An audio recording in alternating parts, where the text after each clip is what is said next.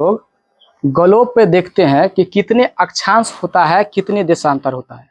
इन सभी के बारे में हम चर्चा करते हैं। जैसा कि आप ग्लोब पर देख रहे हैं कि ठीक बीचों बीच से जो रेखा गुजरती है, जो रेखा ठीक बीचों बीच से गुजरती है, उस रेखा को कहा जाता है विषुवत रेखा या भूमध्य रेखा।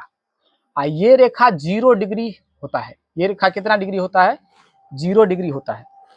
ये विषुवत रेखा पूरे पृथ्वी को यानी पूरे ग्लोब को 2 बराबर भाग में बांट देती है। ऊपर वाला हुआ उत्तरी गोलार्ध और नीचे वाला हुआ दक्षिणी गोलार्ध। विषुवत रेखा कितने भागों में बांट देती है ग्लोब को? 2 बराबर भाग में। ऊपर वाला उत्तरी गोलार्ध और नीचे वाला ये दक्षिणी गोलार्ध। इसी तरीका से यदि देखा जाए तो जितने भी खड़ी खड़ी लाइन खींची जाती है ग्लोब पर, खड़ी खड़ी जितने भी खड़ी खड़ी लाइन खींची जाती है, उन रेखाओं को देशांतर रेखा कहा जाता है। जितने भी खड़ी खड़ी खींची जाती है वो टोटल देशांतर रेखा कहा जाता है। ठीक बीच में एक देशांतर रेखा है जो 0 डिग्री देशांतर रेखा है। ये भी देशांतर रेखा ग्लोब को 2 भाग में बांट देती है। एक होता है पूर्वी गोलार्ध, यहां से देखा जाए, यहां से देखा जाए तो ये हो जाएगा पूर्वी गोलार्ध, इधर से हो जाएगा ये पश्चिमी गोलार्ध। इस तरीका से हम देखें तो हमारा भारत यदि विषुवत रेखा के आधार पर देखा जाए तो हमारा भारत उत्तरी गोलार्ध में आता है। किस गोलार्ध में? उत्तरी गोलार्ध में। क्यों? क्योंकि विषुवत रेखा के ऊपर है। लेकिन देशांतर के हिसाब से देखा जाए तो हमारा भारत पूर्वी देशांतर में आता है, पूर्वी गोलार्ध में आता है, सॉरी पूर्वी गोलार्ध में आता है। ठीक, अब ये बीचों बीच तो हुआ विषुवत रेखा। इसके ऊपर एक और रेखा होता है जो 23.5 डिग्री होता है। कितना डिग्री? 23.5 डिग्री। 23.5 डिग्री रेखा को कहा जाता है ये कर्क रेखा। ये कितना डिग्री है? कर्क रेखा। ये हमारे भारत के बीचों बीच से होकर गुजरती है, हमारे भारत को बीचों बीच से गुजरती है। ये गुजरात के आसपास, गुजरात से गुजरती है, ठीक ना। और ठीक विषुवत रेखा के ठीक नीचे एक रेखा और भी है। एक रेखा क्या है? और भी है। ये भी 23.5 डिग्री होता है। यानी 23.5 डिग्री ये उत्तरी गोलार्ध और 23.5 डिग्री ये दक्षिणी गोलार्ध। 23.5 डिग्री दक्षिणी गोलार्ध जो है उस रेखा को कहा जाता है मकर रेखा। कौन सी रेखा? मकर रेखा। यानी विषुवत रेखा के ऊपर में कर्क रेखा और विषुवत रेखा के नीचे में मकर रेखा। एक और भी रेखा होता है, देखिए कर्क रेखा के ऊपर में भी एक और रेखा है जो दिखाई दे रहा होगा। ये कर्क रेखा के ऊपर में एक और रेखा है। इस रेखा को कहा जाता है आर्कटिक रेखा।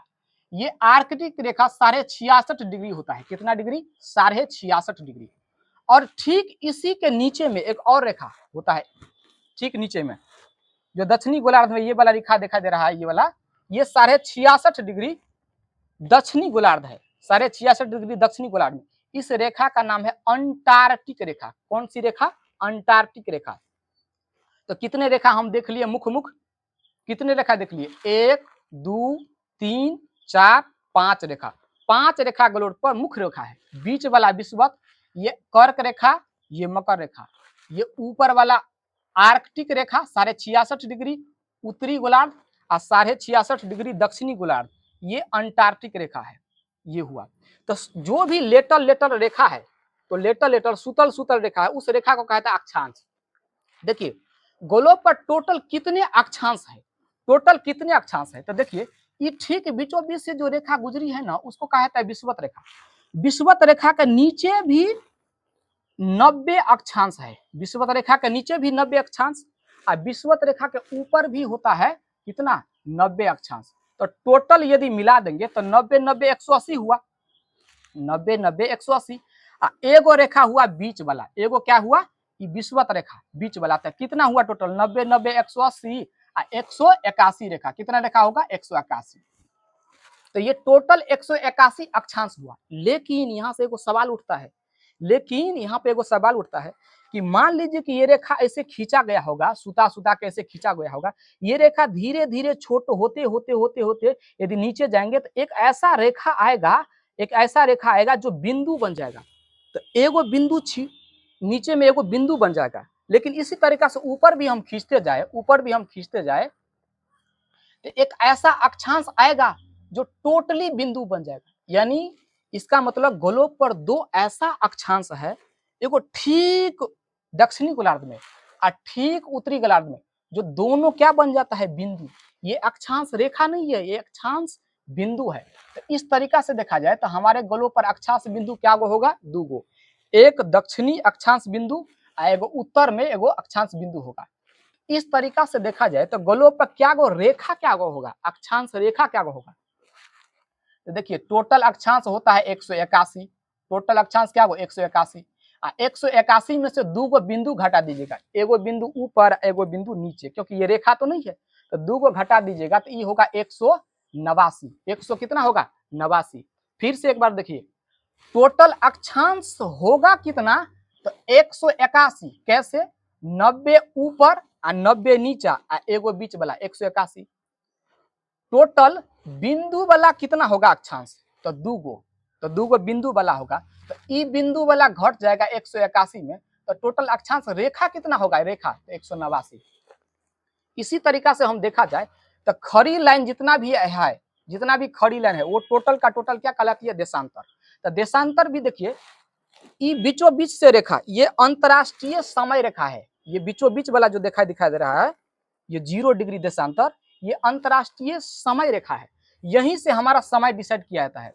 और ये अंतरराष्ट्रीय समय रेखा ये लंदन के ग्रीनविच प्रयोगशाला से गुजरती है। लंदन के कहां से गुजरती है, ये लंदन ये देश है, ये ब्रिटेन देश है, यहां से ग्रीनविच प्रयोगशाला से गुजरती है, ठीक ना, ग्रीनविच प्रयोगशाला से गुजरती है। इसके पूरब हुआ और इसके पश्चिम, तो इसके पूरब हुआ 180 देशांतर, कितना 180, इसके पूरब हुआ 180 और इसके पश्चिम भी हुआ 180। तो आप ही बताइए क्या होगा, 180 पूरब साइड और 180 पश्चिम साइड, तो कितना हुआ 360 हुआ कि नहीं, 360 हुआ होगा कि नहीं।